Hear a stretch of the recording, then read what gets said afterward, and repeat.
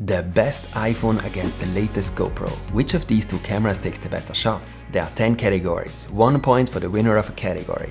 And take a close look at all the categories, because the results are more than surprising. Let's start right away with perhaps the biggest difference, the field of view or the focal length of the lenses. The iPhone actually has 3 cameras and 3 lenses. As you can see here, the ultra-wide camera of the iPhone has a field of view very similar to the GoPro. It's just slightly narrower. Here you can see a comparison with the iPhone's 1x main camera, which also still has a relatively wide lens. And here's a comparison with the iPhone 15 Pro Max new 5x telephoto lens. You can see how big the difference is and how close you can get with the telephoto lens. That's a huge advantage because it makes the iPhone much more versatile. And you also have to remember that the focal length doesn't just determine the zoom factor, but the overall look of a shot. A telephoto lens produces less distortion and is therefore much better suited for close-ups of faces. On the other hand, an action camera doesn't need a telephoto lens, of course. And the GoPro also has a few more settings when it comes to the field of view. With Super View and Hyper View, it offers 2 settings with an even wider field of view. And the almost square 8:7 sensor makes it possible to take shots that can be flexibly cropped horizontally or vertically, and can thus also be used well for social media. Nevertheless, this category clearly goes to the iPhone 15 Pro Max. Color, exposure and contrast is perhaps the most important category when it comes to comparing two cameras. And since it's also a matter of taste, I've left out the camera caption here for now. I'll fade it in a moment. But take an unbiased look at the 2 shots and choose the one you like better at first glance. The one on the right is much brighter than the one on the left. That's immediately noticeable, and that's perhaps the most striking difference. The one on the left, on the other hand, is a bit richer in contrast. It also seems a bit warmer overall.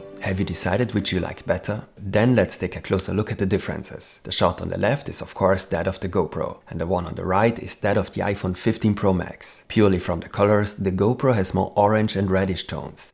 The iPhone goes more in the direction of green. As a result, the GoPro shot looks much warmer. I like that a lot, although the iPhone's colors are probably a bit more natural. As I said, the iPhone overdoes it a bit with the exposure, but most people often prefer brighter shots. I really like the skin tones in both shots. They also look very similar. The GoPro has an additional color profile, vibrant, with a bit more saturation. Both cameras also have a lock profile for those who want to edit the colors. What's also very noticeable about the GoPro's shot is that it has a lot of clarity. The edges are strongly emphasized, which gives the shot a very contrasty look. This is especially noticeable in the clouds or in the shots of the skin tones. In my opinion, it's a bit too much. I prefer the softer cinematic look. That's another reason why this is a draw for me. 1 point for both cameras. Dynamic range is about how much detail can be shown in the very dark and very bright areas of the image. And here, the GoPro cannot quite keep up with the iPhone 15 Pro Max. Especially in the dark areas, the iPhone shot usually shows much more detail. It's true that the iPhone exposes brighter, but at the same time it also protects highlights at least as well, if not better. Comparing these two cameras is not always easy, as the iPhone's 3 cameras are not completely equal. The 1x main camera is the best of the 3 cameras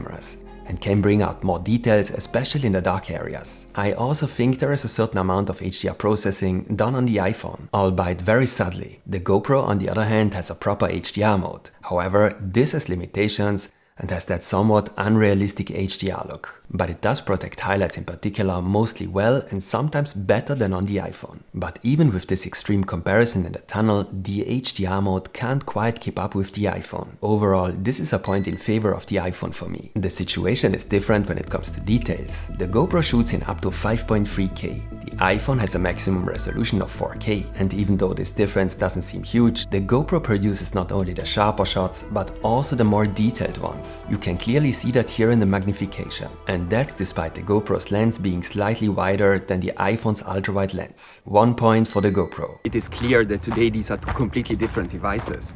You won't go diving with the iPhone, and you won't make a phone call with the GoPro. Today, it's simply a matter of seeing which camera takes the better shots. We better not talk about the price. I'm curious to see how well the GoPro can keep up with the sound. The waterproof housing is certainly a disadvantage. By the way, you can connect a Bluetooth microphone to the GoPro, for example AirPods.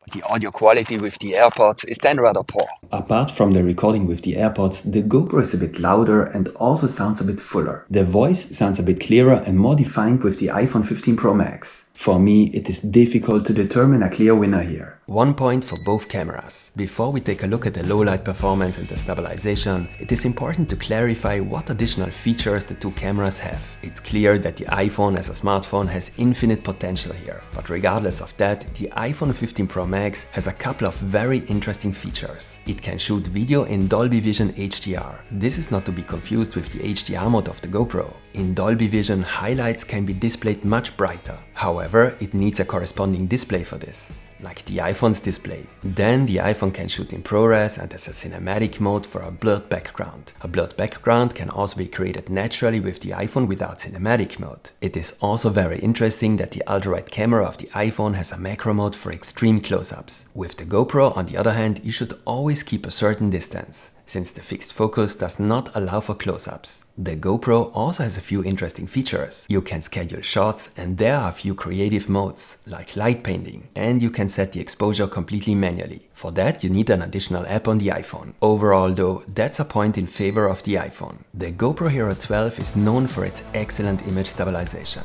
As an action camera, it should of course also be able to stabilize the image as well as possible. Here you can see a comparison with the iPhone in the default setting. And the iPhone 15 Pro Max can keep up surprisingly well for a smartphone. But overall, the GoPro can win this comparison after all. However, the iPhone also has an action mode with much better stabilization. This leads to a very strong crop and the resolution is reduced to 2.8K. Here you can see a comparison between the action mode and auto boost on the GoPro. And even though the 15 Pro Max now stabilizes the shot better, the Hero 12 once again comes out on top. A clear point for the GoPro. And the GoPro has another special strength over the iPhone 15 Pro Max: slow motion.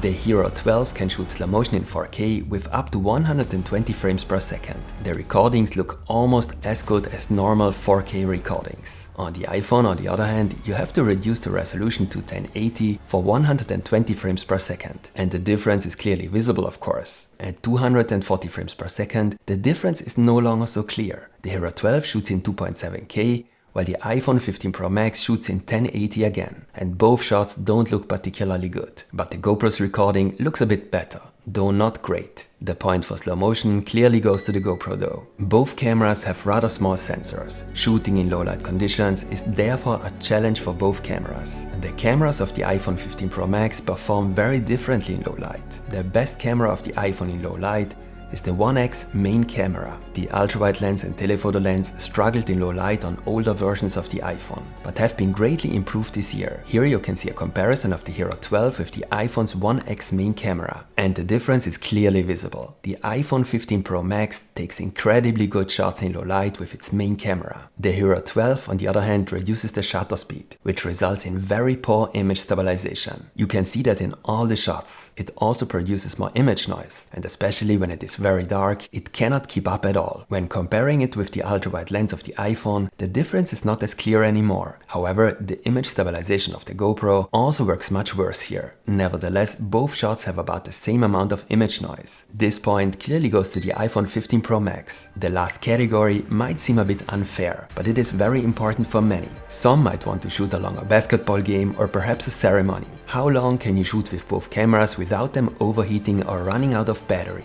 Based on size alone, it looks like the iPhone 15 Pro Max has a clear advantage here. It's already relatively cold here in the office at 18 degrees Celsius. In 4K 30, the GoPro can shoot for 1 hour and 42 minutes. Then the battery is empty. The iPhone, after 2 hours of shooting, still has 65% battery capacity despite an active display. In 4K 60, the Hero 12 shuts down after 1 hour and 5 minutes due to overheating. The iPhone 15 Pro Max does not overheat, at least at room temperature, and after 2 hours of recording still has a battery capacity of 55%. Thus, this point also goes to the iPhone, and so the iPhone wins with 7-5.